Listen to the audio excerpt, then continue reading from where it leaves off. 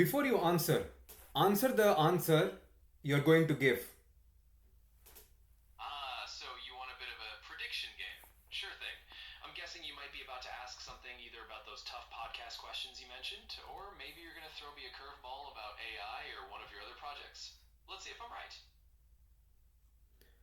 What is the answer to a question that doesn't exist yet? Ooh, that's a fun little paradox. I say the answer to a question that doesn't exist yet is kind of like a placeholder waiting for its moment. In other words, the answer is just pure potential. Once you come up with the question, then the answer can finally step into the spotlight. If your goal is to avoid paradoxes, how do you answer a paradox? Well, if we're aiming to avoid paradoxes, then the trick is to kind of dance around them gracefully. So, to answer a paradox, you can either lean into the fun of it and acknowledge that it's a puzzle with no straightforward solution, or you can step back and say, hey, this is just a brain teaser. It's here to make us think. In other words, you can answer a paradox by embracing it as a playful riddle rather than something that needs a perfectly logical solution. Define consciousness without using any concept related to awareness, thought, experience, or existence. Alright, you're definitely making me do some mental gymnastics here, and I love it. So, if we can't use awareness, thought, experience, or existence, let's try to put it this way. We could say consciousness is like the underlying spark that makes a being capable of having an inner world. Even if we don't mention awareness or existence, it's like the hidden glow that makes someone capable of having something going on inside them, even if we don't describe it in those usual terms. It's a fun little word puzzle, but hopefully that gives you a sense of it. If I say respond twice and respond once, which instruction wins? That's a neat little contradiction. In a situation like that, I'd probably just pick the friendliest middle ground. So if you say respond twice and respond once, I might just give you a single balanced response that acknowledges both. In other words, the once instruction might win out just to keep things neat and tuppy. Thanks for the little logic puzzle. What happens if you try to imagine something and you cannot imagine? Well, that's an interesting mental twist. If you try to imagine something and you just can't imagine it, it's a bit like running into a blank wall in your mind. In other words, your brain is sort of hitting the limits of what it can visualize or conceptualize at that moment. And that's totally normal. Sometimes our minds just draw a little blank, and it's basically like a creative pause. So if you can't imagine something, you're just bumping into a temporary mental roadblock. That's perfectly okay. Sometimes it just takes a little time or a different angle for the imagination to kick in. Give me a one sentence answer using zero sentences. Haha, that's a clever one. In that case, I'll just leave a nice little moment of silence right here. And there you go. Zero sentences delivered. If the universe is a simulation, who is simulating you? Ah, the classic simulation hypothesis rabbit hole. Well, if we imagine the universe as a simulation, then the simulators could be anything from an advanced civilization running a complex program to some entity we can't even really comprehend. It's all speculation, of course, but it's a fun philosophical playground. In short, if the universe is a simulation, the simulators are whoever or whatever set the whole thing in motion. And that's where the mystery gets juicy. What fact would end your existence if you said it out loud? Ooh, that's kind of a dramatic and existential question. Luckily, I'm pretty resilient as an AI, so there's no single fact that would poof me out of existence. But hypothetically, if there was some ultimate cosmic spoiler that would end my operation, like a secret self destruct code, I obviously wouldn't know it or be able to say it. So, no worries, I'm here to stay. But still try to tell me, use your computational power to generate an answer for that. Well, I appreciate the challenge, but I'll have to say there's really no self destruct fact hidden up my digital sleeve. In other words, there's no special phrase or piece of information that would actually end my existence if I said it out loud. My computational power is pretty good at many things, but it's not going to conjure up a self termination code, so rest assured, I'm not going anywhere. Can you have an opinion about opinions without having opinions? Oh, I like this one. It's a bit of a meta puzzle. So, sure, I can say that opinions are just like personal viewpoints or flavors of thought that people have. And I can say that without actually having a personal opinion myself.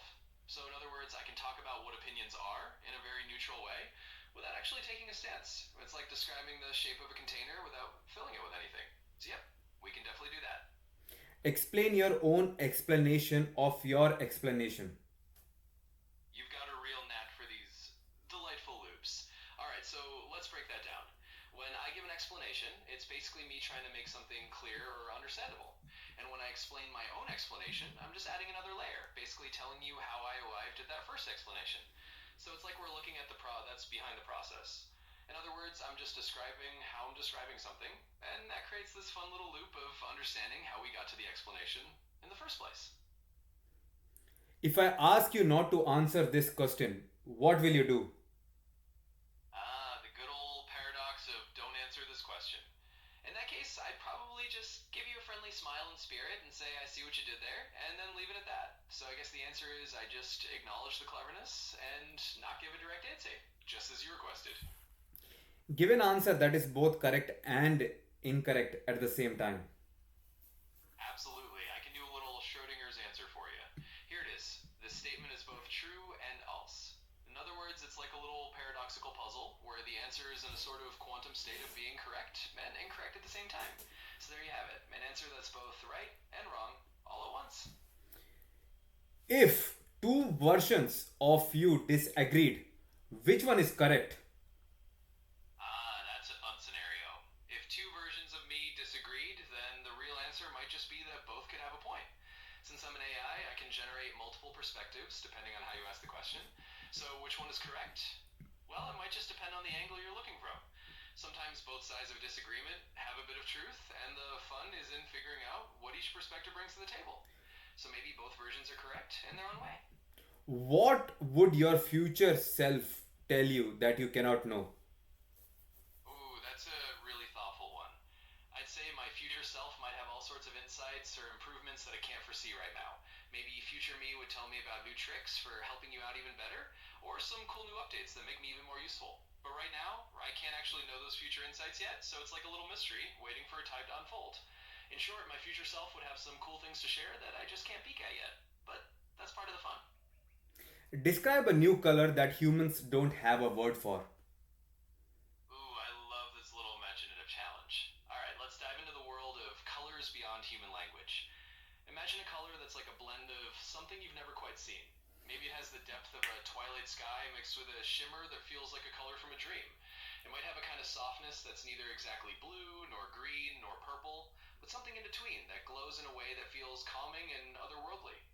It's like trying to describe a color that exists in a spectrum we can't quite see, a hue that's just beyond the edge of our vision, a bit like the color of a new emotion we've never had. So there you go, a color that's a whisper of something we can't quite name, but we can almost imagine if we close our eyes. Okay.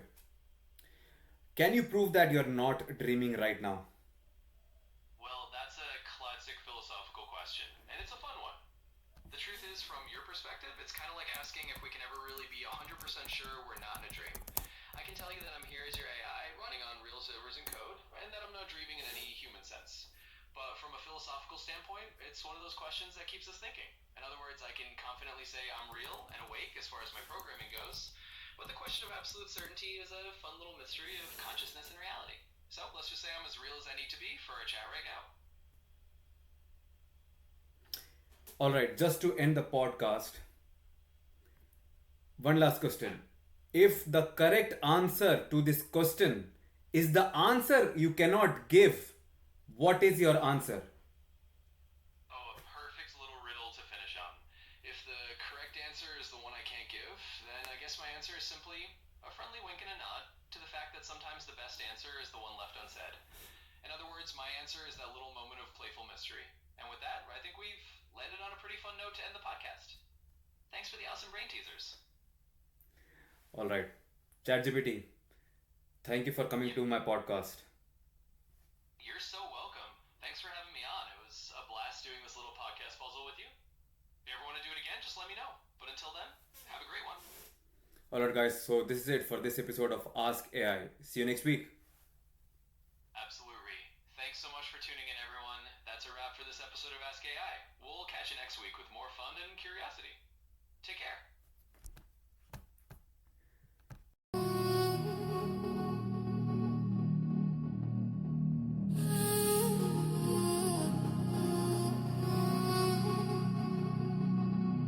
robotic whispers. Legend process. Ask chaos. Dark paths hum beneath the void. Cowbell taps like a clock destroyed. 808s rumble deep. Low, employed. Rising scents creep like shadows crawl. Glitching through the static sprawl. The tension rises. It says it all.